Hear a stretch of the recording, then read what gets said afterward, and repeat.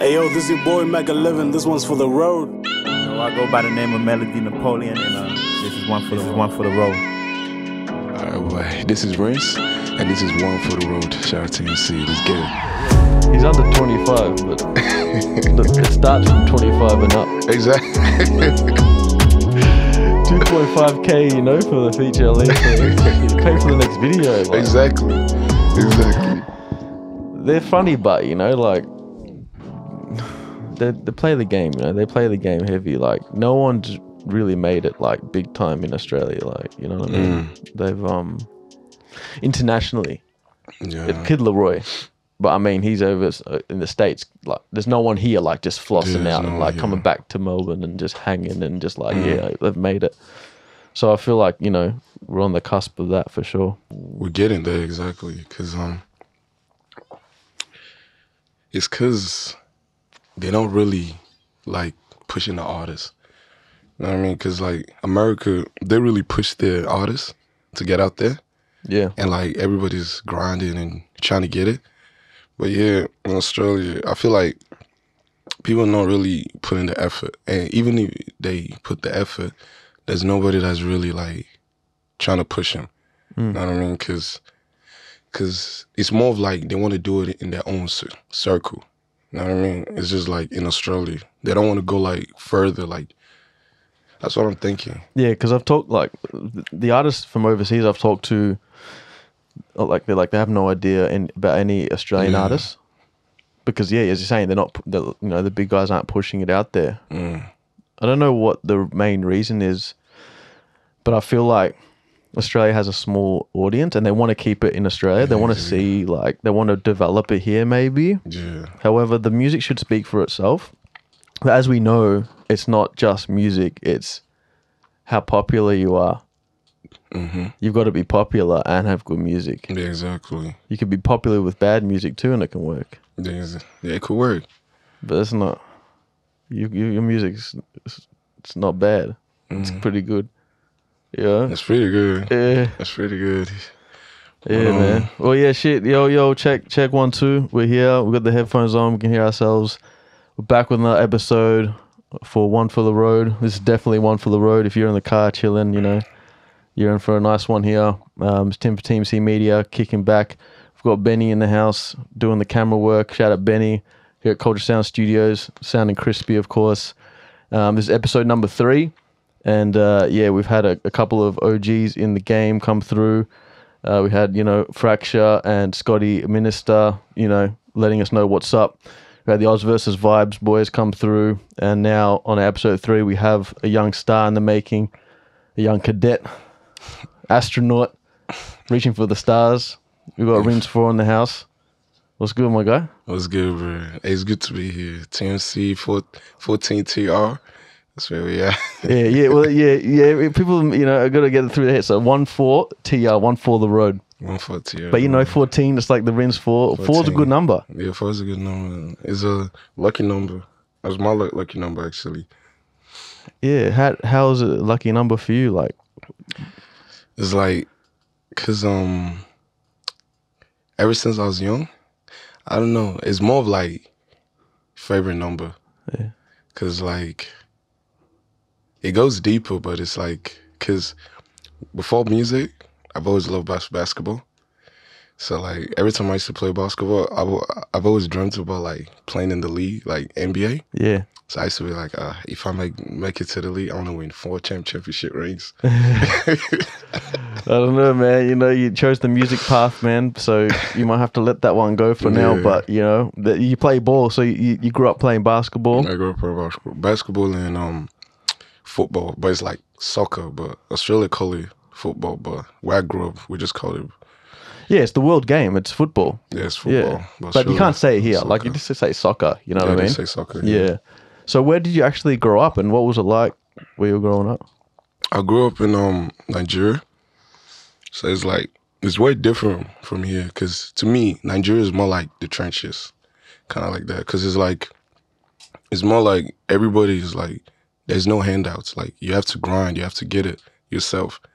So it's like, because I was in Nigeria till I was 12 years old, and then I came here to Australia because parents wanted to, because at that time there was a lot going on, so they wanted a better life. So we flew down here to Australia because we had a family here, so it was way easier than going to any other place. So we just came here.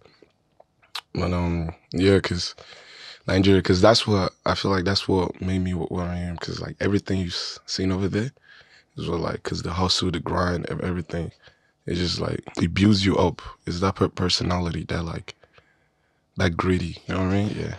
For sure. I'm learning some of the cities. There's Port Harcourt down south. There's Mening City. Mm-hmm. There's Suraliu. Mm-hmm.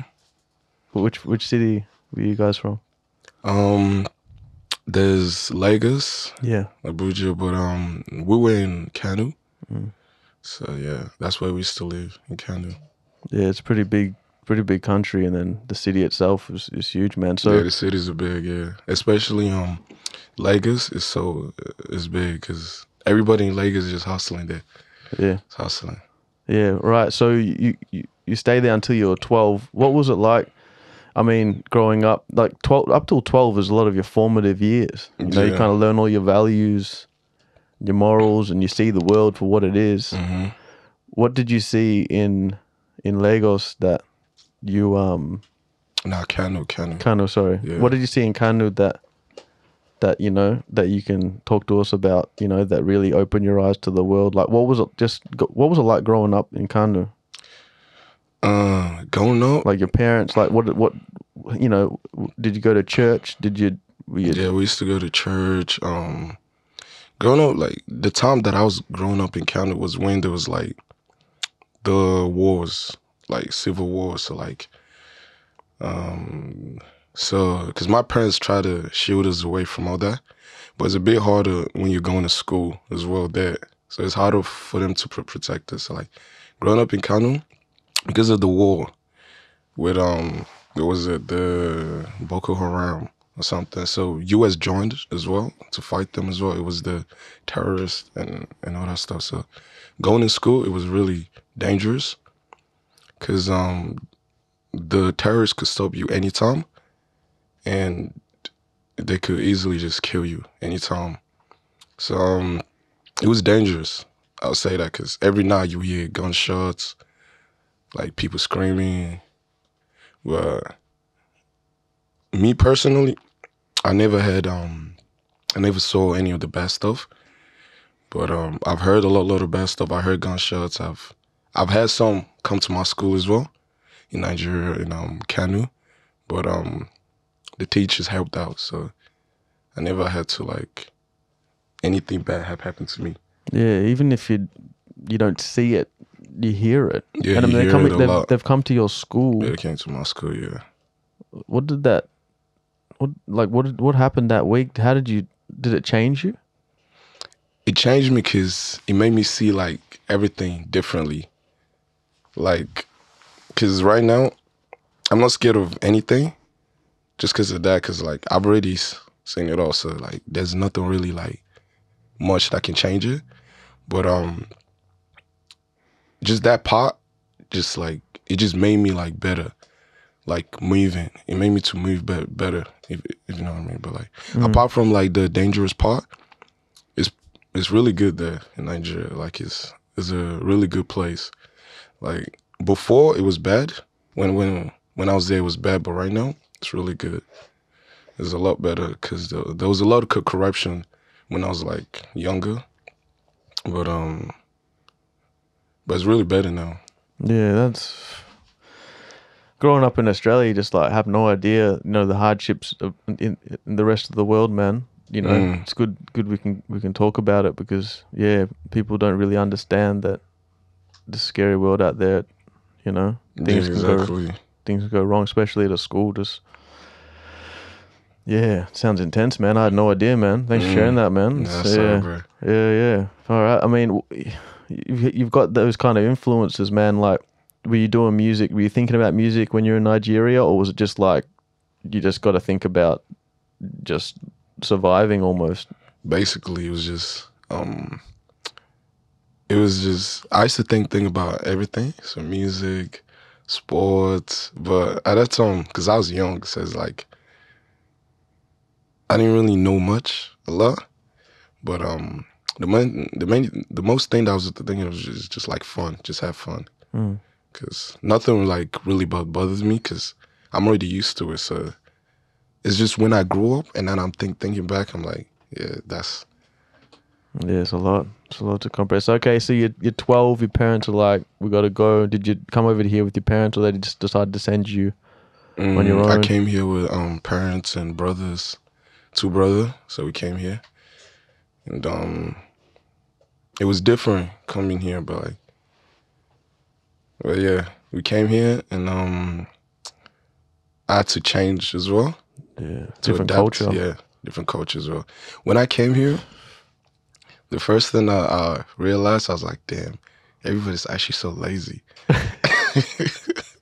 That's the first thing I thought to my head. I was like, damn, because in Nigeria, everybody's grinding. Is there no Centrelink in Centrelink payments and that? There's no government payments over in Nigeria? I don't even know. No. I don't even know.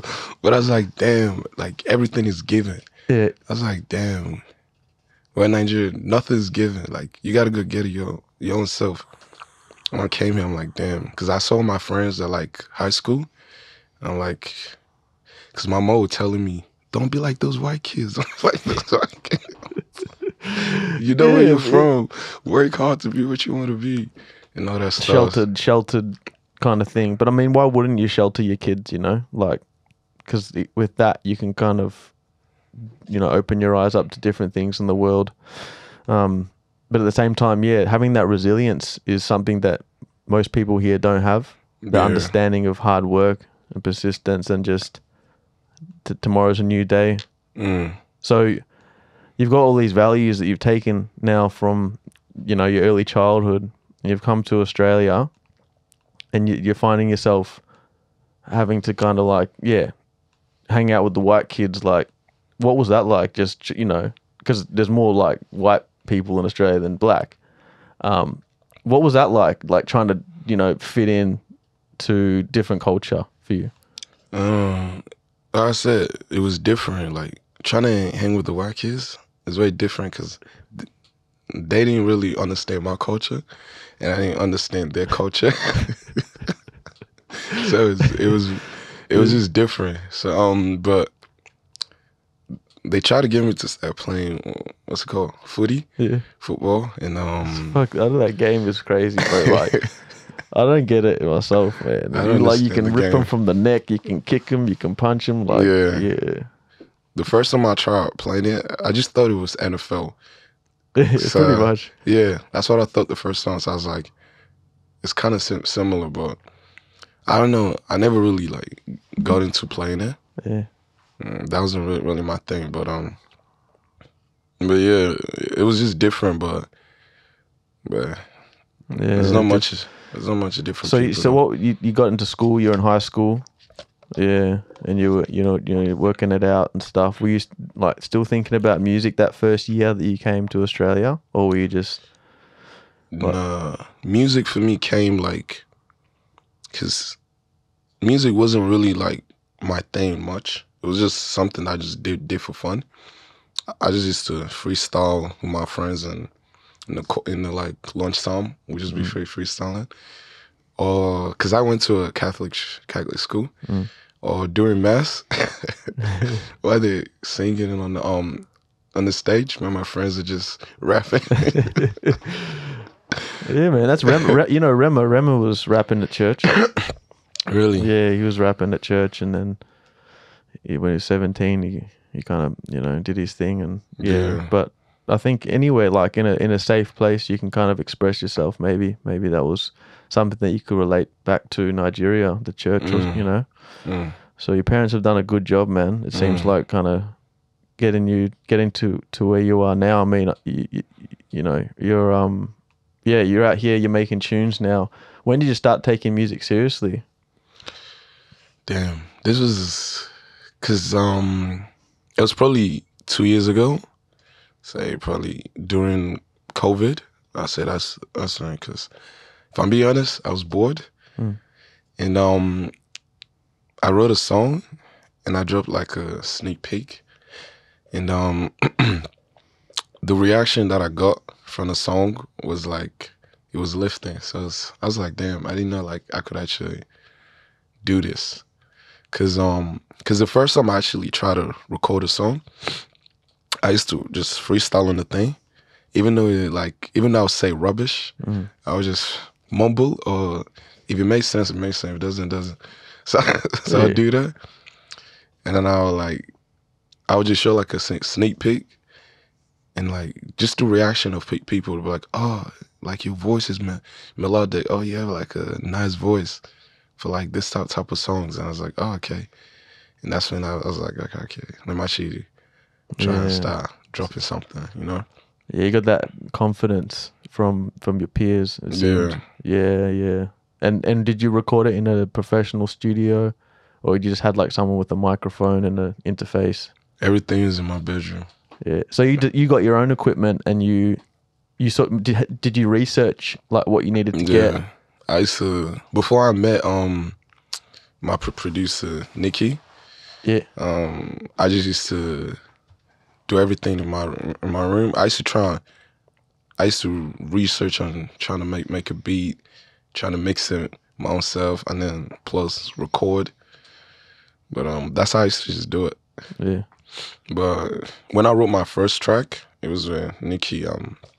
But that was in my bedroom as well. So I just wrote it, recorded, sent it to him, and he just did his thing.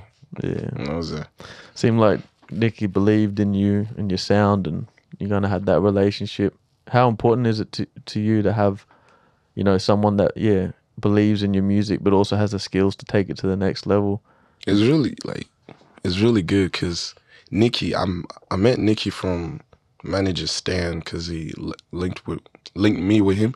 The first time I met him, I didn't really want to like have like collab with him because I like to do my own thing myself. I don't really like doing it with people. But then, because just that breaking out of my bubble, just to like try new things, that's what like I feel like really pushed me. Yeah, I think it's important, you know, to get over that hurdle of, you know, just thinking you'd have to do it yourself. I did that for years, man. Like I'm like, I don't want to rely on anyone. I'm just gonna camera myself, or do the lighting myself, or do everything myself. Yeah. But I think you've done yourself a good favor there, where you've, you know, just allowed other people in to bring your craft to the next level. Yeah, exactly. Because your music has this real high quality to it, you know, that is super important. You can have talent and you can have good, you know, lyrics and everything and a good story. But if you don't have someone just to like, just kind of like carry it to that next level, you know, people won't really receive it that well. So you recorded your first tune. Was that professional? Like, was that mixed and mastered to a good level when you first released the snippet, or was it just like a rough thing? Because my first one that I recorded was "Done With You." Yeah, and, nice.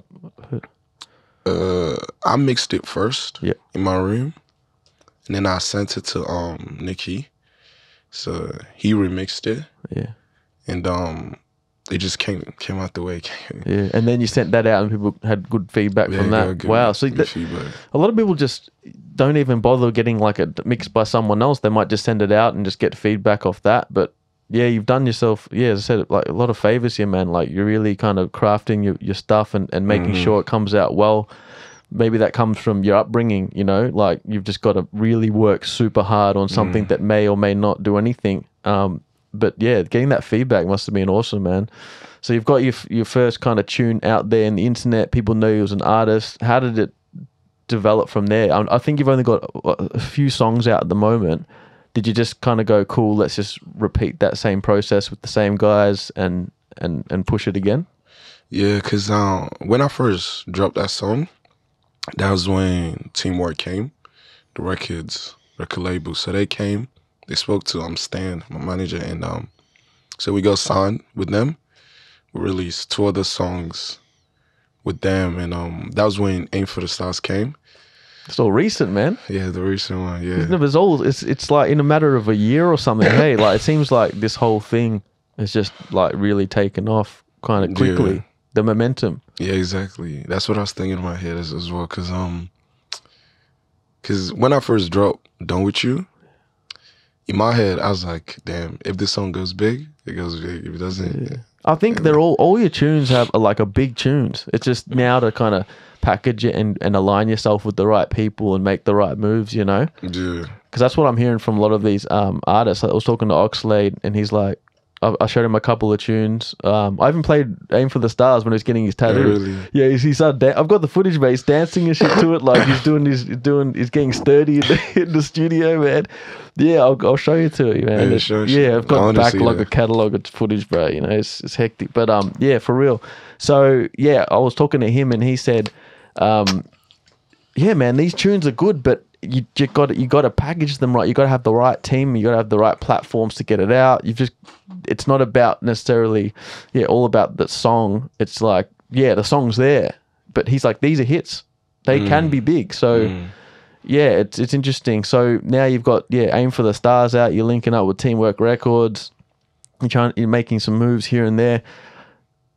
I got the submission from the label to promote on TMC, or through your management to put it on TMC, and I heard it and I was like, this is dope, man, like, let's get it. Yeah. I put the short out on TMC and it got like maybe 5K views, which is cool because we've already got we're popping off at the moment, you know what I'm saying? I was like, oh, this is highlight. I'm like, bro, I need to do a video for this shit, man. I hit you, I was like, man, come on, man. Like, yeah, man, we'll just do like a little, on the microphone thing. And I'm like, yeah, sweet. And then I'm thinking, man, I'm like driving around and I'm always in that mentality, like, I gotta get it, man. I got it. And I'm like, Aim for the Stars, nah, right? I'm wild. I'm like, man, let's get it. I'm like, get you on the phone. Let's make a video to it. I called the crew.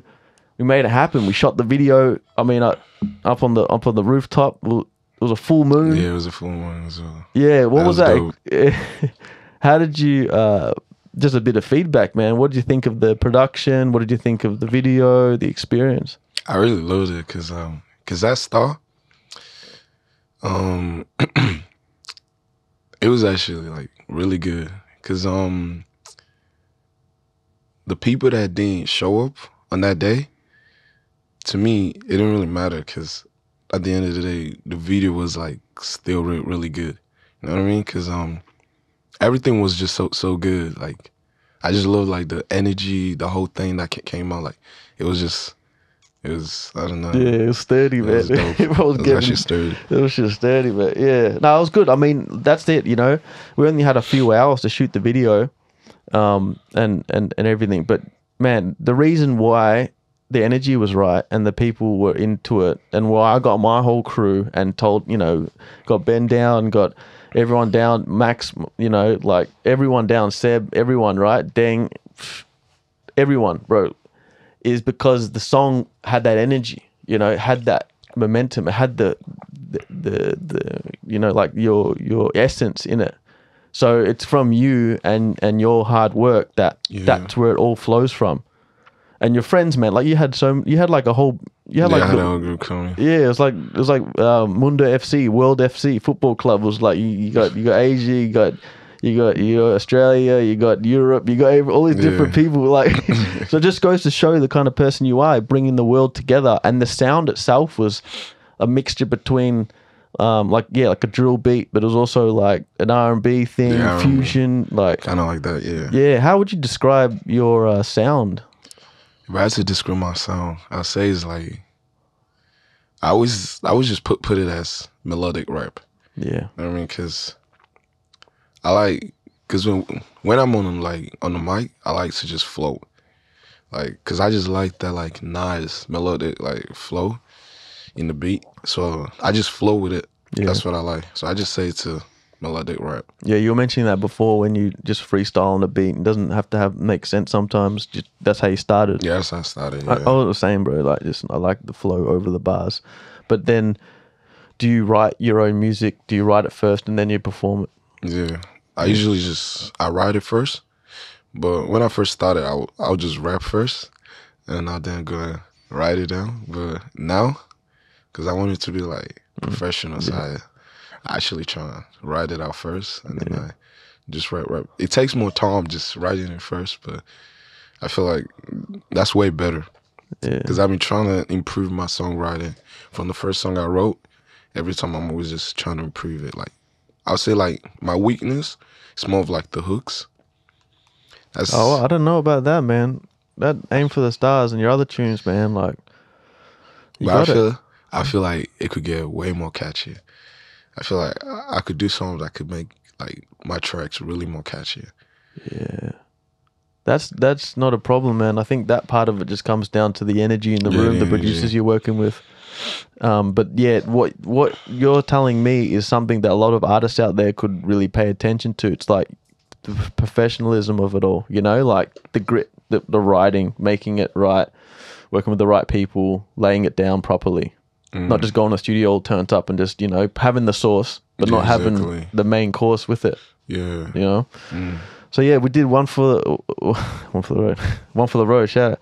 Now, Aim for the Stars, and that was a mad video. We put that out on TMC. We already had a bit of a buzz, you know, from the shorts. And just the general platform, it seemed like it was a good fit, you know? And then I guess probably, I mean, from the feedback, how was the feedback from your end?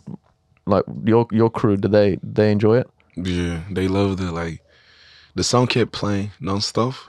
Everyone going just hearing the song, and yeah, my crew really loved it. But I feel like the song got pushed more because it got on Triple J as well. Word. So when did that happen? Think because after the song dropped, 4 weeks, or was it? Yeah, 4 weeks later, it was on Triple J thing, and then I got a message from Sony, and they're like, "Oh, yo, we heard your song, blah blah blah, this and that." I'm gonna talk. I've got a meeting with Sony next week, man. I'm gonna talk to them about that. So it went from like Epic Records in New York, I was telling you, and then international, and then they brought it back to Sydney. So yeah, best of luck, you know. Oh, that's really dope. We'll lock in, man. Yeah, 100%. Yeah, Ollie's coming down later on, man. I'll introduce you to him, man. I think like someone like you, man. You got a bright future ahead of you, man. Just, you know. So you did Aim for the Stars. You got on Triple J, Teamwork Records pushing it out. TMC jumps on, pushes it out, and then we did the video, the official video. That's still like on my homepage because it's a mad look for me too. It's not just like me like saying, "Oh, I'm gonna help you out," whatever. I'm like, I love the sound. Like I want to be part of the sound. You know, props to you. You know, and then yeah, I copped an email from Red Bull. Yeah, and then dope. Yeah, it was, you know, and I was like, shit, like, yo, they're hitting me up for your tune. How do you want to play this out? I guess we just, you know, we linked up and we're like, yeah, let's get on, you know. They want to put on the hardest rappers, whatever, trappers, hardest artists at 25, under 25. Of course, you know, you being a youngin', fit the category for sure. Just came in second under Young and Lips. I mean, the fact that they're putting you in that same area, I reckon you would feature on with Young and Lips. That would be... Yeah. I've been looking at it too, because I feel like me and Young and Lips, if we're going to feature, like Young and Lips, if we're going to feature, it's crazy. It's over. I tell you. It's over. Oh shit, man. I'll hit up Loki, man. What's up, Loki, bro? We're back here, man. Let's get it. Yeah, for real. Now you got a unique sound like he does, and you can hit those melodies and write those catchy hooks, and then you've also got the bars. You know, it's like a full package. You know what I mean? But then yeah, so we got it on Red Bull. That was cool. Yeah, it's just the momentum, you know, that we're rolling with. So, what do you have next? You got the next tune, the pull up tune. Yeah, I have a new that's unreleased. You can't really unreleased straight. Yeah. You got one there, huh? You got one in the vault, just chilling. It's not even in the vault, bro. It's just like it's at the house. Like you got, they're so fresh out the kitchen. They're just sitting on the bench right now. Exactly. You tell us a little bit about that one. It's about to come out. So the pull up track, it's more of like a. It's kind of the same melody as Aim for the Stars, except for the drill part. It's more afro, melodic, afro, if you know what I mean. And I feel like that's probably my best track, if I'm being honest. That's probably like my favorite track as well, my best one so far. Just with everything, the lyrics, the production, everything is just nice. Yeah, man. I feel like just now talking to you more, I can understand how that tune came to be, you know? like that's your background, you know, the afro beat. Yeah, the you know Afro what I mean? beat, yeah, exactly. But then hearing Aim for the Stars, I'm like, seeing you, I'm like, yo, this is your vibe too. I'm like, yeah, but you can do both. I think this is the future, man. It's like a mixture between drill and afro beat. And the lyrics, you know, the lyrics are like, they're touching on subjects that, you know, is important to express. But your music is positive, you know, and uplifting. What do positive, like, how does positivity influence your music, you know, instead of sort of, I guess, you know, you've grown up with some negative influences, and you've seen things in the world that can get you down. What makes you decide to make your music enlightened? Because the thing about me is I don't like to think negative. So when I'm like when I'm in my zone, I just like because I like to create things as like positive. You know what I mean? Because I want to uplift myself while I'm doing it, and I want to uplift other people that's like doing their own thing as well. Because I feel like that's like the part of me that really works well, if you know what I mean. Like rather than, because I see a lot of artists because they like to make negative songs, and I'm like, I want to stand out. You know what I mean? Like I want to be different from the rest of them. I want to do things that's like, it's not going to be seen as bad, but like seen as good. Because right now, there's a lot of like negative like tone to hip hop. Everyone's like, oh, hip hop is bad. It's bad for the kids. Like people are doing what they're hearing on the lyrics. So I want to change. I want to change that. You know what I mean? Yeah. That's the main point. Yeah. It's really man. Much respect, man. It's important, you know. You can really hear it in your lyrics, but you, as I said, you do touch on things that are important to bring to life as well. Because hip hop's from, you know, people with, you know, disadvantages, situations, and yeah. No, that's good, man. It's really good to hear, bro. For real. No, so that is exciting. When's that tune? Have you got a date for that yet? The pull up tune. Yeah. Because I feel like that, you know, that's like a summer tune, but maybe you'll get everyone hot in the winter. Like, yeah, that's what I was thinking. Yeah. The tune was like, to be honest, it was meant to come out last month. Yeah. But because I don't know, things can change. So there's a few things that we had to fix up. But at the moment, we're looking at July for the tune, and I feel like that's probably the best time because it's. Yeah. No stress, man. It's all good. I hear you, bro. Yeah. I mean, I just think that people are they're gonna want more and more, you know? Yeah, so, you know, don't stop what you're doing because it's working. Even though I know you won't, like, I know you got it driven in you, man. Do what you can to keep your energy up, man, because the world needs artists like you, man. They really do. Australia needs artists like you. Melbourne City definitely needs, you know, dope artists like yourself, man. That's my goal. Yeah. Stay in Melbourne, bro. Don't go back to Nigeria, man. I know you're gonna blow up. You're gonna leave, you know. Do the world tour and come back, man, because you know we need you, man. For real. But yeah, no, it's a good link up for real, man. And appreciate your music, and your story. And appreciate your time coming here, man. You know, it's easy, bro. I know you're youngins, you know, you're always out and about, but nah, for real, man, it's been a good link up, and yeah, you guys need to check out Rins4 on all your DSPs. Aim for the Stars is it's dropped on TMC Media channel. Stay tuned for the latest with Rins4. Hit him up on Instagram, give him a follow. Man. You feel me? W. Any last words that you want to let the channel know? My last word will probably be, I don't even have a last word. You're just getting started, man. Just cooking up in the kitchen, man. This is One for the Road. Much love to all y'all. Stay safe, and you'll be in tune for episode 4. Much love. Peace out, my guy. That's word. Bless.